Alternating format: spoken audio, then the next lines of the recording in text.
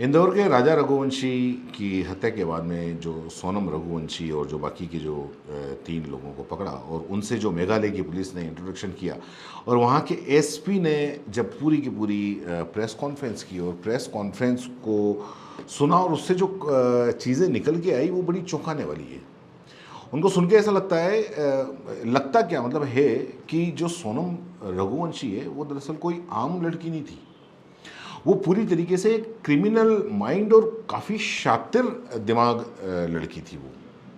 मतलब खुद ये जो एसपी हैं शिलांग के, जब पुलिस कस्टडी में उनसे मिली और पूछताछ हुई और पांचों से जब और सोनम से भी जब पूछताछ की और उनको जब पूरी तरीके से पूछताछ करने की जो चीज़ें सामने आई तो मतलब ऐसा लगा जैसे कि ये जो सोनम है वो एक बहुत मास्टरमाइंड, बहुत शातिर और बहुत ख़तरनाक लड़की है। क्योंकि अभी सबसे पहले यही हो रहा है कि भाई कौन मास्टरमाइंड है। क्या राज कुशवाहा जो सोनम का बॉयफ्रेंड है वो मास्टरमाइंड है या खुद सोनम मास्टरमाइंड है।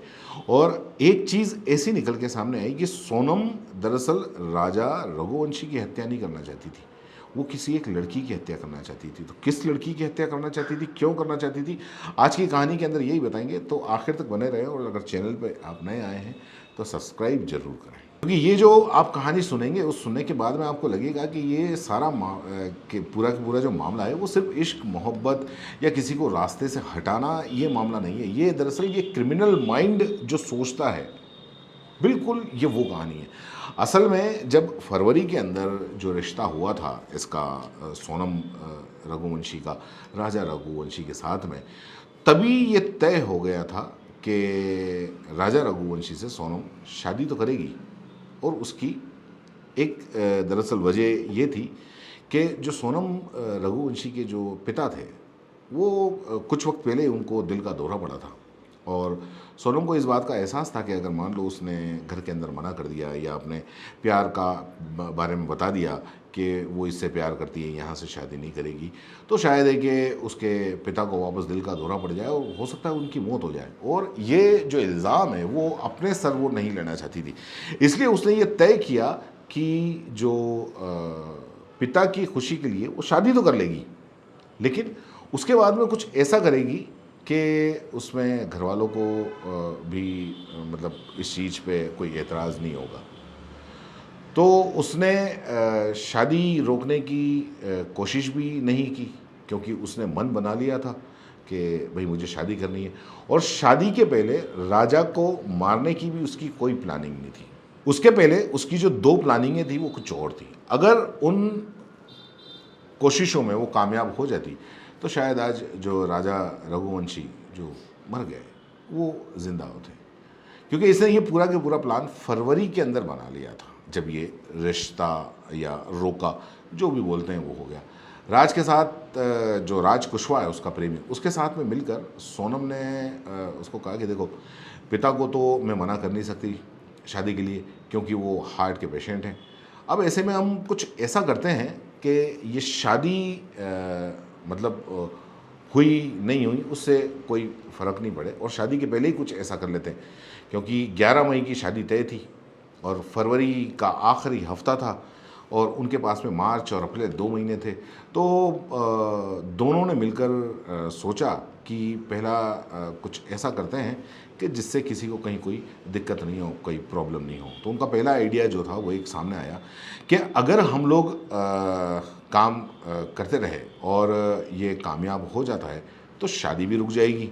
और वो आइडिया दरअसल इनका ये था कि इंदौर के पास में ही एक नदी है और उस नदी के किनारे अक्सर जो है वो सोनम कभी अकेली जाती है, कभी फैमिली के साथ में जाती है।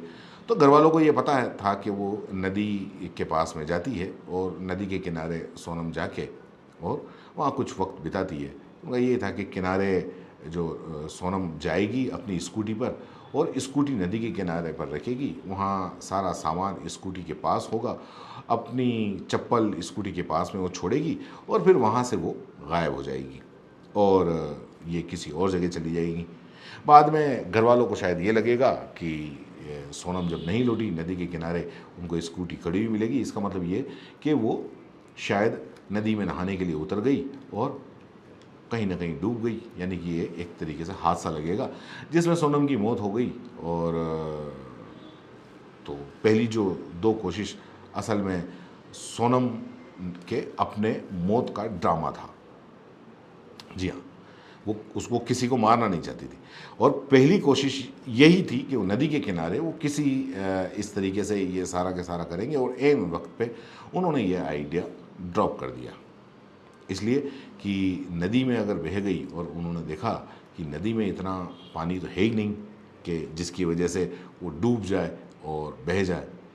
तो आसपास में भी काफ़ी लोग थे, तो उनको ये डर हुआ कि इस नदी के आसपास जाने में और वहाँ से लौटने में किसी न किसी सीसीटीवी कैमरे के अंदर वो कैद हो जाएगी। और अगर वो नदी पर स्कूटी छोड़ भी देती है और फिर एक मैसेज भी देती है तो वो शायद डूब गई, गायब हो गई। और जब घर वाले ढूंढेंगे और पुलिस में जाएंगे तो पुलिस जब आसपास के नदी के किनारे से जाने वाले रास्ते के सीसीटीवी खंगालेगी तो उसमें वो मिल जाएगी। तो इस डर से उसने ये आइडिया ड्रॉप कर दिया। अब फिर इसके बाद में दोनों ने मिलकर प्लान बना रहे थे। पहला आइडिया ड्रॉप हो गया जिसके अंदर किसी का कोई नुकसान नहीं था, लेकिन उनको किसी वजह से ड्रॉप करना पड़ा। अब क्या किया जाए, दोनों राज और सोनम ये दोनों मिले। अब ये मार्च का महीना आ चुका था और काफ़ी सोचने के बाद में सोनम और राज ने एक दूसरे आइडिया पर काम किया। दूसरा आइडिया ये था कि सोनम की स्कूटी एक सुनसान जगह पर खड़ी होगी और सोनम वहाँ जाएगी, उसके बाद में स्कूटी में आग लग जाएगी। स्कूटी के आसपास सोनम के सारे कपड़े और बाकी भी आइडेंटिफिकेशन की जो चीज़ें हो सकती हैं वो सारी की सारी होंगी।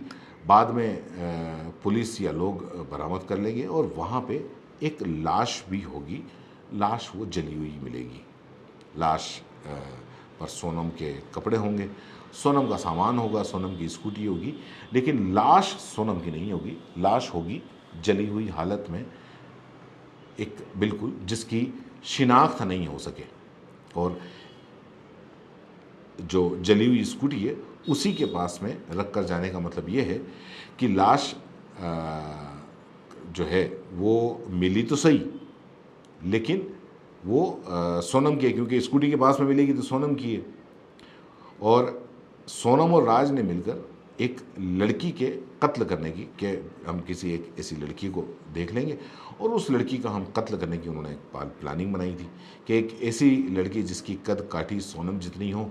तो उन्होंने इस बारे में काफ़ी सीरियसली काम किया कि लड़की को ढूंढना भी उन्होंने शुरू किया। बट क्योंकि पेशेवर क्रिमिनल तो थे नहीं, तो उन्हें लगा कि कहाँ किसी लड़की को लाएंगे, कैसे लाएंगे। वो तो ढूंढा, लेकिन कोई भी ऐसी लड़की मिली नहीं जो इनके बताए पते पर आए और इसके बाद में इनके भरोसे पर वो जा सकती थी।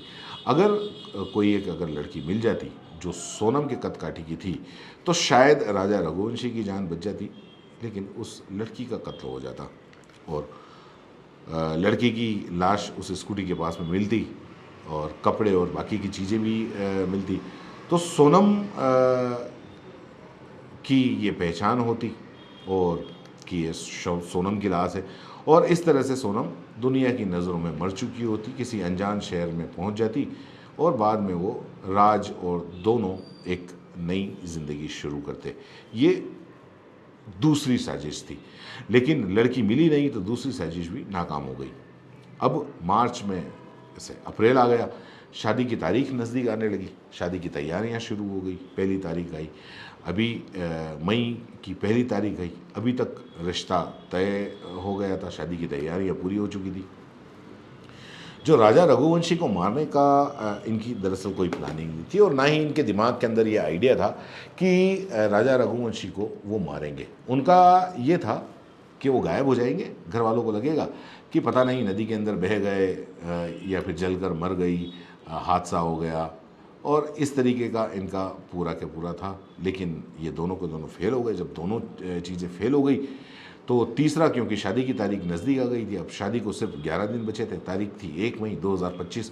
अब 1 मई 2025 को सोनम और राज मिलते हैं और सोनम कहती है कि अब वक्त नहीं है, 11 दिन बचे हैं और अगले कुछ दिनों के बाद तो अब वो घर से भी बाहर नहीं निकल पाएगी, क्योंकि शादी की तमाम रस्में घर में होना है, हल्दी मेहंदी बाकी सारी चीज़ें। तो क्या किया जाए? तो पहली बार 1 मई 2025 को जब दोनों इनके प्लान नाकाम हुए, तब राज और सोनम ने आपस में एक दूसरे को देखा और बात की कि कोई नहीं, अगर शादी कर लेती हो तो घर वालों की खुशी भी है, पिता को तुम्हारे कुछ होगा नहीं, उनकी मर्ज़ी से शादी कर रही है और शादी के बाद में अगर राज को कुछ हो जाए तो क्या होगा। अब तक था कि सोनम को कुछ हो जाए तो क्या होगा, और अब दुनिया की नज़रों में वो मतलब कहीं झील के अंदर डूब गई होगी या जल के मर गई होगी, ये था।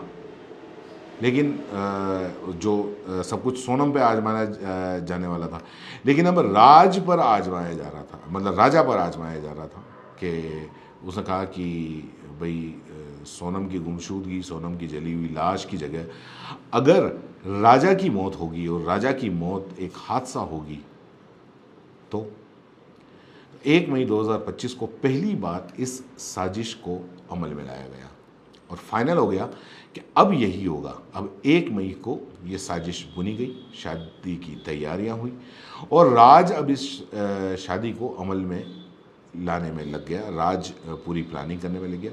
राज के 3 दोस्त थे और जो पूछताछ में जो खबर आई उसमें एक उसका अपना कज़िन था। उन तीनों दोस्तों को राज ने कोई सुपारी नहीं दी थी, बल्कि इन तीनों दोस्तों को राज और सोनम के अफेयर के बारे में जानकारी थी। तो उसने कहा था कि हम दोनों एक दूसरे के बिना नहीं रह सकते, तुम हमारी मदद करो, क्योंकि एक कज़न था तो दोस्त थे।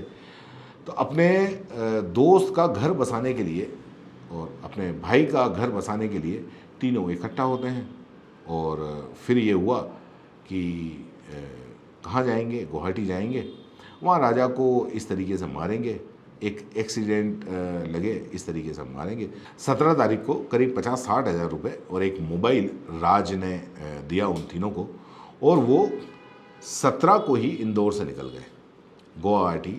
असल में शिलोंग तब सीन में ही नहीं था, क्योंकि इनको पहले गुवाहाटी जाना था और गुवाहाटी के अंदर ही काम तमाम करना था राजा रघुवंशी का। तो जो सोनम ने टिकट बुक कराई थी इंदौर से गुवाहाटी की कराई थी और उसने अपने घर में ये नहीं बताया था कि वो कामाख्या देवी मंदिर जा रही है, और अपने पति से उसने ये कहा था कि कामाख्या देवी मंदिर में मैंने एक मन्नत मानी है कि शादी के बाद जाऊंगी, जब वो मन्नत पूरी होगी तब हम एक पति पत्नी की तरह साथ में रहेंगे और उससे पहले ना तो कुछ नहीं होगा। और इसी मन्नत के नाम पर उसने टिकट बुक कराई। घर वालों को पहली बार पता चला कि ये हुआ है कि एक पति पत्नी शादी के बाद में एक मंदिर में दर्शन के लिए जा रहे हैं। कोई भी परिवार नहीं रोकेगा, क्यों रोकेगा मंदिर के लिए बोल के, क्योंकि आस्था की बात है। घर वालों ने भी कहा कि चलो बहुत संस्कारी है, कम से कम पहली बार ही अगर कहीं जा रही है घूमने के लिए तो मंदिर में घूमने के लिए जा रही है, मन्नत पूरी करने जा रही है। उधर तीनों जो वो सुपारी किलर थे वो 19 मई को ही गुवाहाटी पहुंच गए थे। अब सोनम ने ऑनलाइन होटल बुक किया गुवाहाटी में, वो सारा का सारा उसने किया। अब वो गुवाहाटी पहुंचती है। 20 को प्लान ये था कि 21 तारीख को ही जो राजा रघुवंशी है उसको गुवाहाटी के अंदर ही मार दिया जाएगा। लेकिन जब वो कामाख्या देवी मंदिर पर जो पूरे रास्ते में वहाँ से जो शुरू हुआ और ट्रैक करना शुरू किया, तो वो जो किलर साथ में चल रहे थे उनको मौका नहीं मिला। अब जब मौका नहीं मिला और मौका चूक गया तो अब ये हुआ कि क्या करें।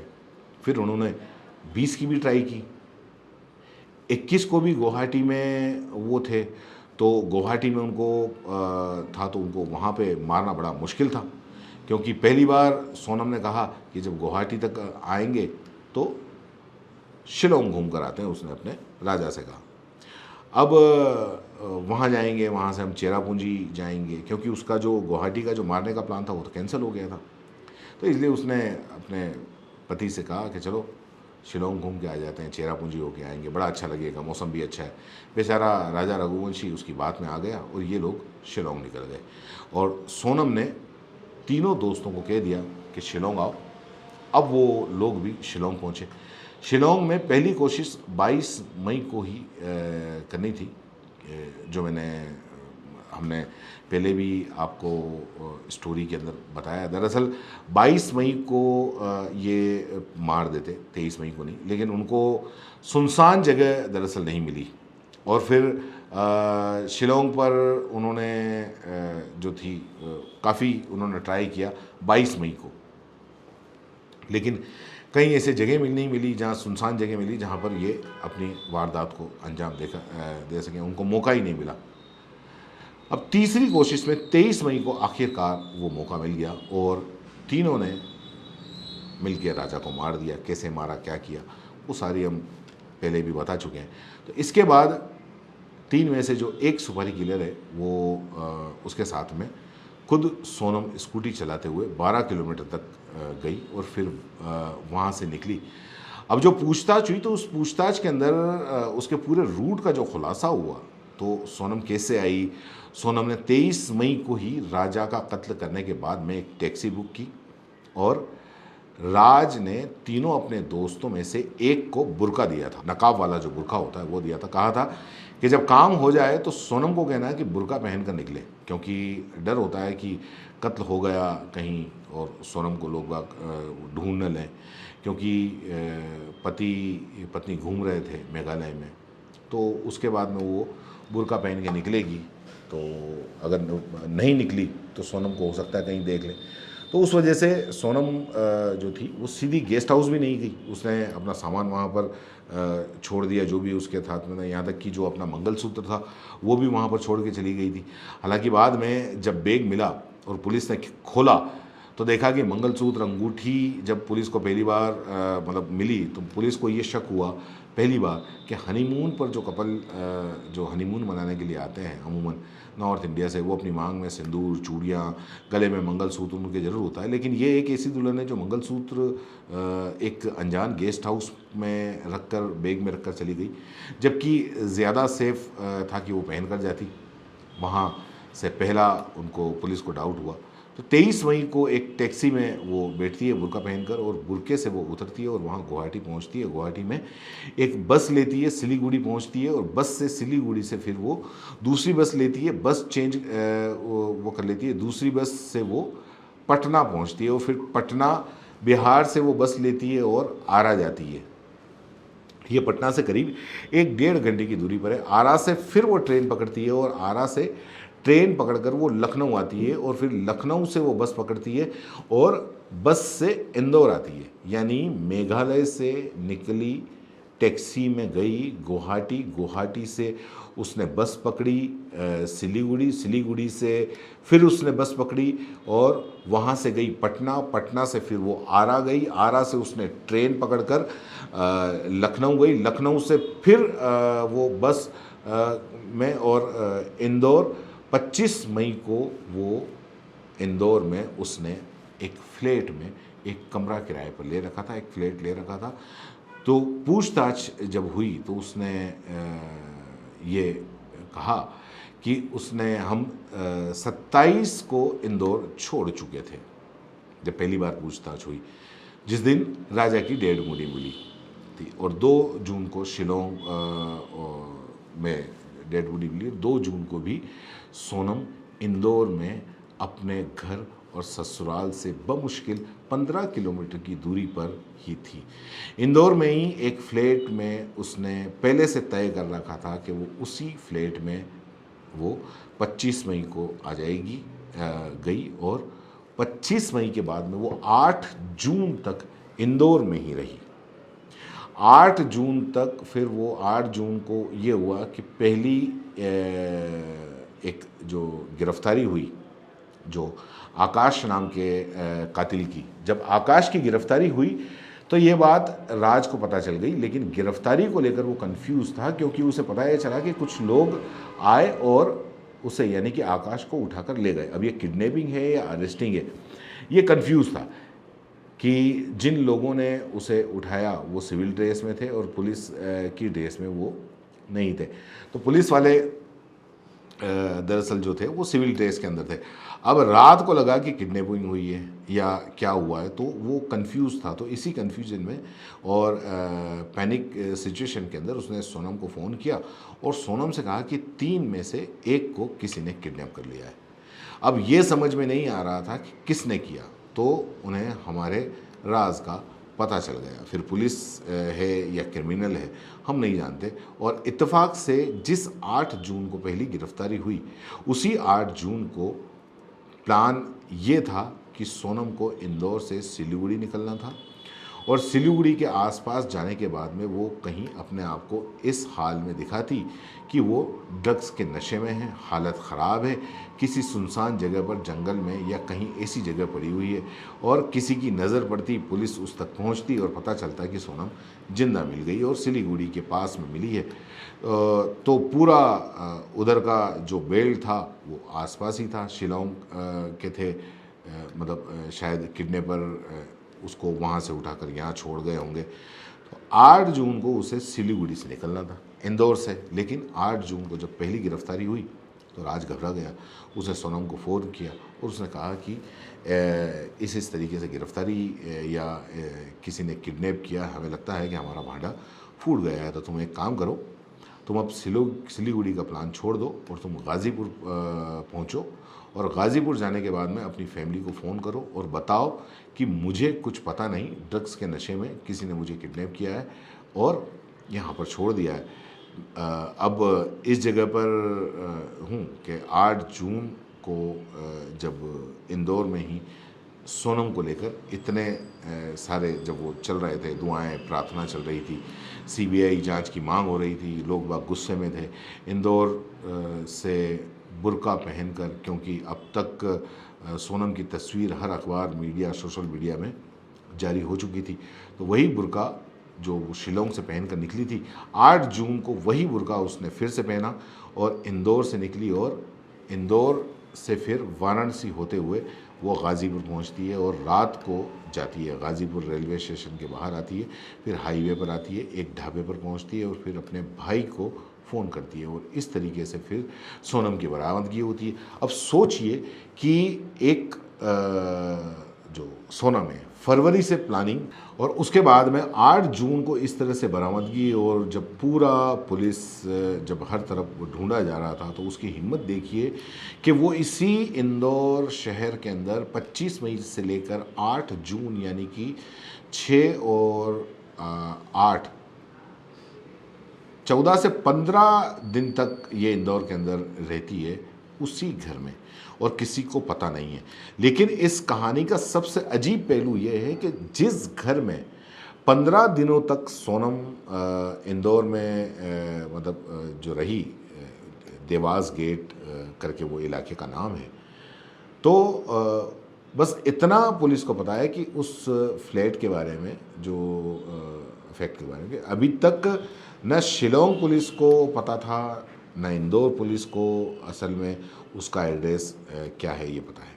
और यही वजह है कि कोई भी रिपोर्टर और कोई भी, मतलब अब तक जो सोनम छुपी हुई है वहाँ उस फ्लैट तक अभी तक कोई नहीं पहुँचा, और इसकी वजह ये थी कि इस सोनम का शातिर दिमाग, ये कोई इतना बड़ा कोई शातिर खिलाड़ी ही सोच सकता है। सोनम ने इस साजिश को बुनने से पहले कि अब वो अगर आएगी और गुवाहाटी में कत्ल करेगी, तो उसके बाद में उसे कहाँ छुपना है, कितने दिन छुपना है, क्योंकि शिलोंग में रहेगी तो किसी न किसी दिन पुलिस तो उसको ढूंढ ही लेगी, तो उसका भेद खुल जाएगा।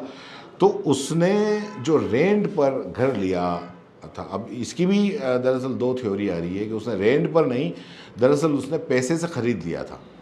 अब और किसी को इस बात का पता नहीं था। और कमाल की बात यह है कि जिस इंदौर के देवास गेट में उस फ्लैट में ये रह रही थी, उसका पता इसने राज कुशवाहा, ये जो अपना प्रेमी था, उस तक को नहीं दिया था। उसको भी मतलब ये नहीं पता था कि वो फ्लैट कौन सा है। अब यहीं से एक डाउट ये भी होता है कि क्या सोनम आगे चलकर राज कुशवाहा को भी डिच यानी कि धोखा देने वाली थी।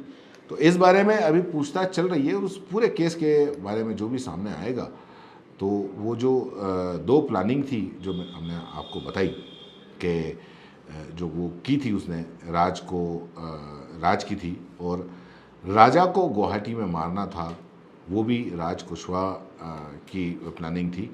और फिर शिलोंग के अंदर जो हुआ और पीछे जो मास्टरमाइंड था वो राज था, लेकिन इस मास्टरमाइंड प्लान तो राज बना रहा था, लेकिन इस मास्टरमाइंड के पीछे जो मोहर लगाने वाली थी इस पूरे प्लान पे, वो सोनम थी। पांचों ने अपना जुर्म कबूल कर लिया है। सोनम अपने जो उस पर इल्ज़ाम लगे हैं, तो वो भी अब करीब करीब सब क्लियर हो। इसके अंदर और भी आगे जो कुछ भी होगा हम आपको बताएंगे। फिलहाल इस कहानी में इतना ही।